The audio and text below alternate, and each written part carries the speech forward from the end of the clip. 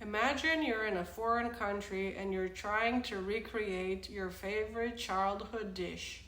You go to the grocery store to buy what you need to make the dish, but you can't seem to find the right ingredients, or the ingredients that you do find don't taste the same as the ones from back home, so you have to improvise.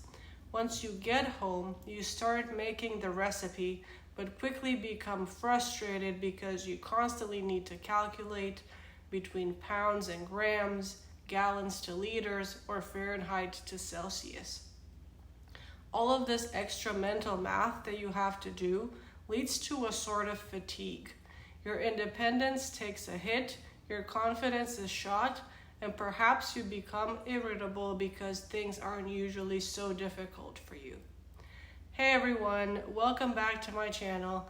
My name is Andrea, and today we are going to talk about the ways that culture shock can impact someone's life.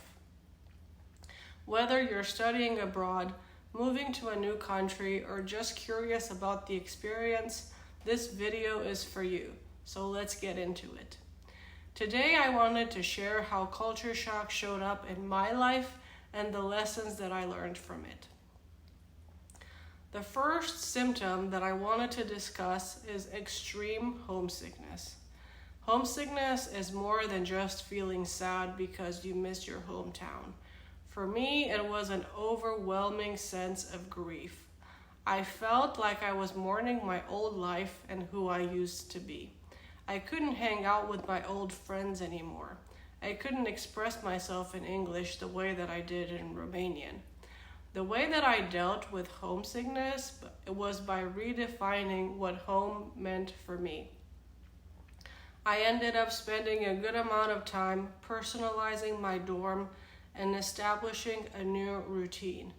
The point here was to create a new sense of security and comfort in my new environment. I also stayed connected with my family and talked to them as often as I could, given the 7-hour time difference. Another big one was feeling like I didn't belong at first. My eating habits were very different from my peers. I didn't get some of their jokes, and the list goes on and on. All of these little things added up and made me feel different from those around me. The way that I dealt with feeling like I didn't belong was by becoming a chameleon, so to speak. I had to learn how to blend into my new surroundings, otherwise I would get eaten alive. This way of dealing with trauma was helpful for me at the time, but it ended up impacting my life for many years to come. Experiencing a loss of freedom was another shock that I experienced once I moved to the US.